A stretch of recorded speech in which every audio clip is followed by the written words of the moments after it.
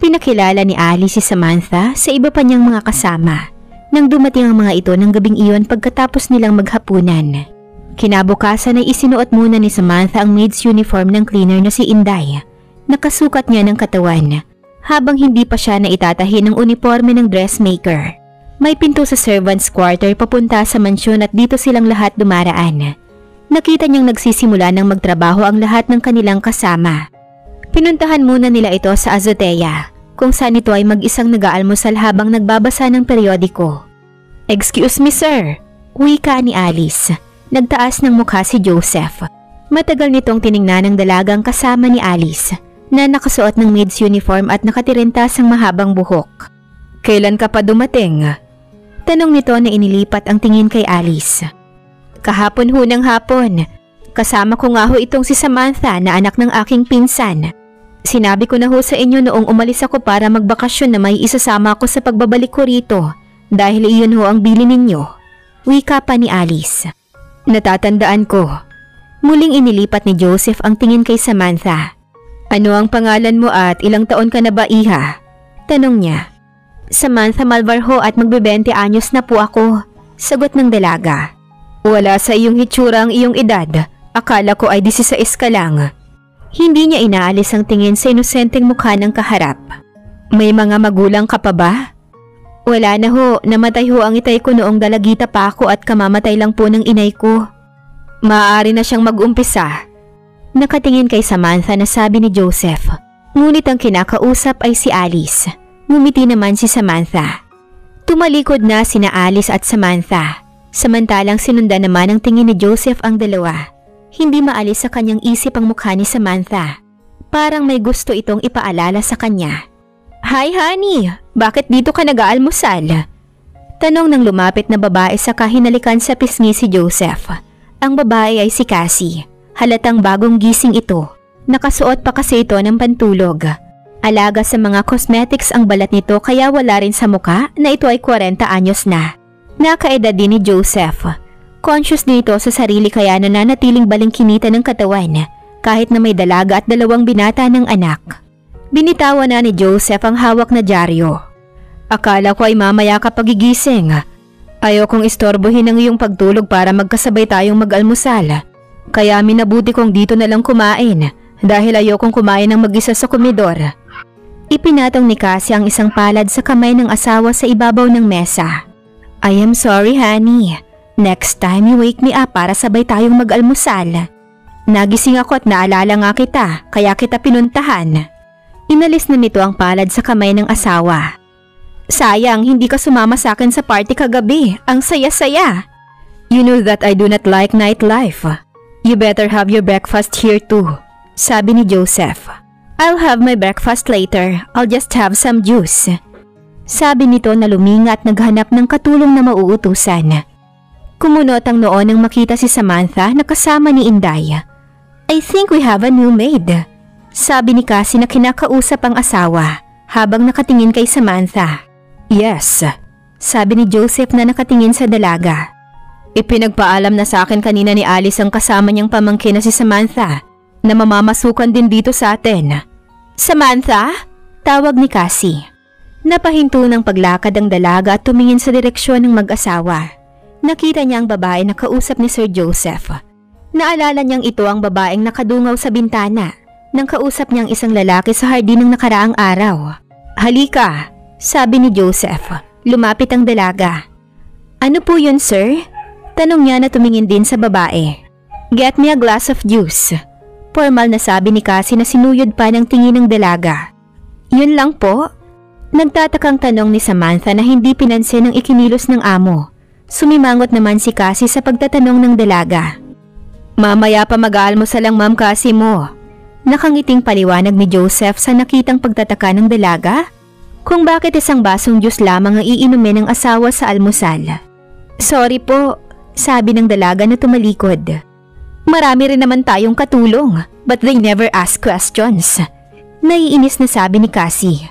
"Honey, papansinin mo pa ba yun? Inosente siya at wala pang alam tungkol sa buhay ng mga tao rito sa lungsod. Sa probinsya kasi, 3 beses lang kumain sa isang araw. Pagising sa umaga, kumakain agad ng almusal. Susunod tanghalian at sa gabi ay hapunan. Hindi tulad dito sa lungsod na dahil sa maraming nabibiling pagkain, ang mga taong may pera ay walang tigil ng kangunguya sa maghapon. Ang iba naman na katulad mong nagda-diet ay wala naman sa ayos ang pagkain. Gayon din sina Jared at Kathy. Pagising nila tanghalian ang kanilang kakainin. Paliwanag pa ng asawa. Good morning. Itinaas ni Joseph ang muka at lumingon naman ang asawa nang marinig ang tinig ng nagsalitang lalaki. Good morning too. Kumusta ang pag-aaral mo, Kimboy? Wika ni Joseph. Okay lang, Papa. Hopefully ay makakatapos na ako this coming March. Sabi ng binata na hinalikan sa pisngi ang mga magulang. Very good. Nasisiyahang sabi ng ama. Sige pa, Ma. Tutuloy na ako. Paalam ng binata. Sige, iho. Sabi ni Cassie. Lumakad na nga si Kimboy. Nasalubong niya si Samantha na may dalang tray. Nakilala ng dalaga ang binata. Ito ang nakausap niya sa hardin. Nginitian niya ito ngunit tiningnan lang siya nito at tuloy-tuloy nang lumakad. Lumapit na siya sa mag-asawa at inilapag ang tray sa ibabaw ng terrace table. Sige na. Wika ni Joseph nang mapunang hindi pa umaalis ang dalaga at naghihintay pa ng utos. Tumalikod na si Samantha. Ininom naman ni Cassie ang juice. Do you know that I'm very proud of our son, Kimboy? Maaga siyang makakatapos ng pag-aaral. Sabi ni Joseph na ipinagpatuloy ang nahintong pagkain. You cannot expect na magiging kasing talino ni Kimboy sina Jared at Kathy. Bata pa lamang si Jimboy ay masipag na siyang mag-aral. Lagi nga tayong nagsasabit ng medalya sa kanya dahil lagi siyang nagtatap sa kanyang klase. Yun din ang dapat gawin na Jared at Kathy ang makatapos man lang ng kanilang pag-aaral. Don't worry, honey. Nakikita ko namang masipag din silang mag-aral. Tumayo na si Joseph. Papasok na rin ako sa opisina. Ano nga pala ang gagawin mo sa maghapon? Tanong nito. Nilapitan muna siya ni Cassie at hinalikan sa pisngi. Magkukulong ako sa kwarto. Gusto kong makabawi ng tulog pero mamayang hapon ay lalabas ako. Nagyayayang magbingo si Elena sa mall. Baka daw matamaan namin ang first prize na brand new car. Ngumiti na lamang at tinakbayan ni Joseph ang asawa at sabay na silang pumasok sa bahay. Naglilinis na sina Samantha at Inday sa second floor. Nilagpasan nila ang 2 silid na kanilang nadaanan. Hindi pa ba tayo maglilinis dyan? Tanong ni Samantha. Natutulog pa sina Jared at Kathy, kaya ito munang room ni Kimboy ang lilinisin natin. Sabi ni Inday na binuksan ang pintuan. Pumasok nga sila sa loob. Ang laki at ang ganda! Humahangang sabi ni Samantha habang nililibot ng tingin ng paligid. Walang mga nakasabit sa wall, pero may kurtinang air-conditioned na silid at may 2 sofa sa isang panig. Pag-aralan mo ang magpalit ng bedsheet, sabi ni Inday habang inaalis ang takip ng kama. Pinalitan din nila ang pundahan ng mga unan at pagkaraan ay ginamitan nila ng vacuum ang carpeted na sahig. Ano ang susunod nating lilinisin? Tanong ng dalaga. Ang comfort room, sagot ni Inday. Wala akong makitang pinto sa comfort room. Iyang nasa harapan mo ang pinto. Kunot ang noong tiningnan ng dalaga ang kaharap na salamin. Ito ba ang comfort room? Tanong niya na binuksan ito at nakita nga niya ang pinagsamang bathroom at toilet. Nakita niya ang pagpasok ni Inday na hawak na ang mga panlinis at sinimulan na nilang linisin ito. Ako na lang maglilinis sa master's bedroom, sabi ni Inday nang lumabas sila sa silid ni Kimboy. Bakit? Maselan si Ma'am Cassie at baka hindi niya gusto na makita na may ibang naglilinis ng kanyang silid bukod sa akin. Punasan mo na lang ang mga furnitures dito sa labas, sabi ni Inday. Ayaw rin ba niyang nakikita ang kanyang mga anak na nakikipag-usap sa mga katulong? May nakausap ka na bang anak niya? Tumango si Samantha at sinabi ang nangyaring pag-uusap nila ni Kimboy sa hardin at ang pagkikita nila sa terrace habang naroroon ang mag-asawa. Talagang naglalagay sila ng pader sa amo at sa mga katulong, sabi ni Inday na pumasok na sa silid ng mag-asawa. Nagsimulang mag-dusting si Samantha. Nakita niya ang pagbukas ng pinto ng katabing silid ni Kimboy. Nakita niya ang lumabas na lalaki. Bata ito kay Kimboy. Halos kamukha nito ang kapatid. Maputi nga lang ito at tulad ni Ma'am Cassie. Hindi siya nito pinansin at tuloy-tuloy din itong bumaba ng hagdanan. Nagpatuloy siya sa pagdadusting. Hindi nagtagal ay nakita naman niya ang paglabas ng isang babae sa katabing silid. Maputi rin ito at maganda tulad ni Ma'am Cassie. Katulad ng kapatid ay hindi rin siya nito pinansin. Lumabas na si Inday sa master's bedroom. Tapos na rin si Samantha sa paglilinis ng pasilyo at pagdadusting. Nagising na sina Jared at Kathy, sabi ni Samantha. Halika, linisin na natin ang kanilang mga kwarto, sabi ni Inday na nagpaunang nagpunta sa silid ni Jared. Pareho ang mga silid ng tatlong magkakapatid. Salamin din ang pinto ng comfort room na may bathtub. Bumaba na ng hagdan ng dalawa. Ako na lang ang maglilinis ng silid ni Doña Maria. Ikaw naman dito sa sala at sa iba pang lugar dito, sabi ni Inday na kumatok muna sa pinto ng silid ng matanda saka binuksan at pumasok sa loob. Nang dumating na ang tanghalian ay sabay-sabay na dumulog sa komedor ang mag-iinang Cassie, Jared at Kathy. Bakit hindi nila kasama si Doña Maria? Tanong ni Samantha nang pumasok na sina Alice sa kusina pagkatapos madalang lahat ang pagkain sa komedor. Hindi lumalabas ng silid ang Doña, sagot ni Tita Alice. May sakit ba siya? Oo, na-ospital siya noong 1 taon ng mga ilang linggo. Mula noon ay naka-wheelchair na siya, sabi ng kusinera. Mabigat siguro ang kanyang naging sakit. Ewan, hindi naman kami makapagtanong dahil ayaw ni Ma'am Cassie ang magtanong. Ang mabuti pa ikaw nang magdala ng kanyang pagkain, sabi ni Alice. Oo nga at para makilala mo rin ang Doña Maria, sabi ng kusinera na inihanda na ang pagkain ng matanda. Hawak ang tray ay pinuntahan na ni Samantha ang silid ng Doña. Ginaya niya ang ginawa ni Inday. Kumatok muna siya sa nakalak na pinto at saka binuksan ito at pumasok sa loob. Nakita niyang isang matandang babae na nakaupo sa wheelchair at nanonood ng telebisyon. Magandang tanghali ho. Bati ng dalaga na inilapag ang tray ng pagkain sa mesa. Lumingon ang Doña at nakita nito si Samantha. Ikaw ba ang bagong katulong? Tanong ng matanda. Ngumiti ang dalaga. Oho, kumain na ho kayo, sabi niya na nilapitan nito at tinulak ang wheelchair patungo sa mesa. Habang kumakain ang Doña ay nilibot ng dalaga ang paningin sa buong silid, pagkatapos ay tumingin sa matanda. Tingin niya ay hindi pa ito katandaan. Nakita niyang binitawan na nito ang kubyertos at pinahid ng cloth napkin ang bibig. Maaari ho ba akong magtanong? Naalala ni Samantha ang sinabi ng kusinera? Nang ayaw ng matanong ni Cassie at iniisip niyang baka ayaw din ng ganoon ng matanda. Ano ba ang itatanong mo? Bakit ho kayo naka-wheelchair? Nagkaroon ako ng isang matinding sakit 1 taon nang nakararaan. Nang gumaling ako ay nahirapan na akong lumakad kaya natali na ako rito sa wheelchair. Tingin ko ho ay malakas pa kayo. Baka maaari pa kayong makalakad. Wala naman kasing sinasabi ang doktor na makakalakad pa ako. Gayunpaman ay kontento na ako sa kalagayan kong ito. Hindi ho ba kayo nababagot na araw at gabi ay narito lang kayo sa 4 na sulok ng inyong silid? May telebisyon naman akong napapanood, may diaryong nababasa, at may telepono kung gusto kong kumausap ng tao. Sabi ng Doña na hinawakan ng kamay ang gulong para makalapit siya sa bintana. Nagpupunta naman ako sa hardin kung gusto kong makasagap ng hangin at maarawan. Hinahagod nito ng tingin ng lawak ng hardin. Pero iba ho yung nailalakad ninyo ang inyong mga paa at hindi dumedepende sa inuupuan ninyong wheelchair. Hindi ho ba maswerte tayo dahil kumpleto ang sangkap ng ating katawan? May mga taong gustong lumakad pero hindi magawa dahil maaaring putol ang kanilang mga paa. At naririyan din ho ang mga pilay na hindi alintana ang kanilang kapansanan. Hindi umimik ang Doña. Nanatili itong nakatingin sa labas ng bintana. Kinuha na ng dalaga ang tray ng pagkain. Lalabas na ho ako, may ipag-uutos ho ba kayo? Tumingin ang matanda kay Samantha. Wala na.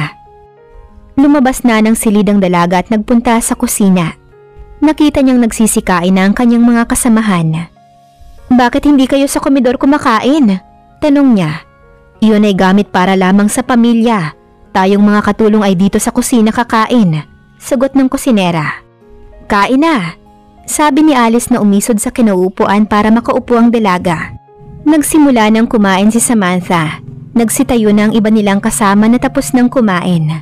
Tapos na rin si Alice pero nanatili itong nakaupo. Napuna nito ang katahimikan ng dalaga habang kumakain. Ano ang iniisip mo? Tanong ni Alice. Tumingin ang dalaga rito. Naaawa ho kasi ako kay Doña Maria. Mananatili na lamang ba siyang naka-wheelchair sa buong buhay niya? Si Alice naman ang napatingin dito. Mukhang nagkaroon ka agad ng malasakit sa matanda Gayong ngayon mo lang siya nakita. Ewan ko nga ho ba Totoo ang sinabi niyong mabait siya. Kaya siguro lumapit ka agad ang loob ko sa kanya. Ang buong maghapon ay inukol ng mga katulong sa iba pang mga trabaho, kabilang ang paglilinis ng servants' quarter. Si Samantha at ang labandera ang naglinis dito. Pagod na pagod ang dalaga nang matapos na niya ang gawain. Nagpunta sa kanyang silid ang labandera at siya naman ay sa hardin. Kanina pagkatapos ng tanghalian ay nakita niya ang paglabas ng isang kotse, nasakay si Cassie at ang driver. Hindi nagtagal ay nakita rin niya si Jared at Kathy na umalis sakay ng kanilang mga kotse na silang nagmamaneho. Napag-alaman niya mula kay Inday na sa hapon ang klase ng dalawa. Umupo siya sa marmol bench at itinuwid ang katawan na nakatukod ang dalawang kamay sa bench. Tumingala siya at saka ipinikit ang mga mata. Nadama niyang nare-relax ang kanyang katawan at isipan. Samantala, dumating na si Jimboy sakay ng kanyang kotse. Nakita nitong wala ang kotse ng ina at dalawang kapatid. Pagkagaling sa kanyang silid ay nagtungo siya sa komedor. Ipinaghanda siya ng merienda ni Alice. Habang kumakain ay nagpapalinga-linga ang binata na para bang may hinahanap. Tinapos na niya ang kanyang pagkain at lumabas ng bahay. Pumunta siya sa likod ng mansyon at nakita niya roon si Samantha. Nagmulat ng mga mata ang dalaga at nagulat pa siya nang makita si Kimboy. "Hi," bati ng binata. "Hi," bati rin niya. "Pwedeng umupo sa tabi mo?" Tumango ang dalaga. "Ilang taon ka na?" tanong ng binata. 20, ikaw?" 19, matanda ka pala sa akin ng 1 taon. Tingin ko ay ngayon ka lang nakarating dito sa syudad. "Oo, malayo ang aming probinsya, sasakay pa ng barko." Nagpunta si Alice sa servants' quarter at hindi niya nakita roon si Samantha. Lumabas siya at hinanap ito. Nakita niyang kausap ito ni Kimboy. Alam niyang kahit laki ang dalaga sa probinsya ay hindi ito nahihiyang makipag-usap sa kahit na kanino. Madali nitong makapalagayan ng loob ang sino mang nakilala nito. Wala si Cassie at maaaring makapag-usap ng matagal ang dalawa. Paminsan-minsan ay nakikipag-usap din sa kanila si Kimboy kapag napapadako ito sa kusina at kinukumusta ang kalagayan nila. Minabuti niyang huwag nang istorbohin ng dalawa. Bumalik na siya sa loob ng mansyon. Patuloy naman sa pag-uusap sina Kimboy at Samantha. "Anong masasabi mo na narito ka na ngayon sa syudad?" tanong ng binata. "Totoo nga palang sinasabi ng aming mga kababaryo na nakarating na rito. Ibang-iba ito sa amin sa probinsya.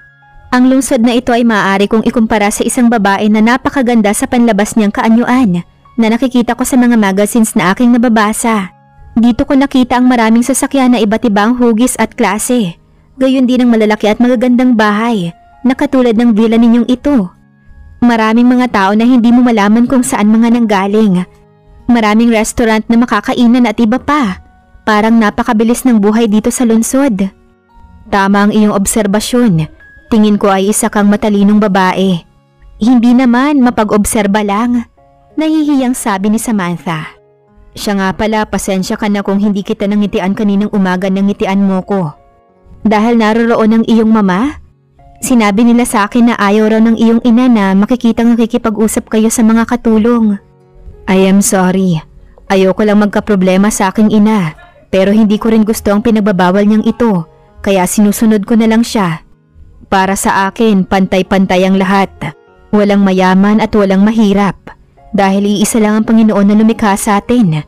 At kaya nga siya ipinanganak sa sabsaban para iparating at ipaunawa sa atin ang bagay na ito." Nakangiti na wika ni Kimboy. Ilang sandali pa silang nag-usap nang hindi na malaya ng dalagang oras. "Nako, nawili yata ako. Kailangan pumasok na ako sa loob, may gagawin pa ako." Pabiglang sabi ni Samantha na napatayo. Tumayo na rin si Kimboy. "Hanggang sa muli." "Sige," sabi ni Samantha na tumalikod na. Kinahapunan ay dumating na si Cassie, gayon din si Kathy. Kasabay sila ni Kimboy na naghapunan. At para siyang muling estranghera sa paningin ng binata. Parang hindi siya kilala nito kahit nagkakasalubong sila. At naiintindihan naman iyon ng dalaga. Magtuloy-tuloy kaya ang magandang samahan ni na Kimboy at Samantha? Abangan sa susunod na kabanata. Please like, share, and subscribe for more updates. Maraming salamat po.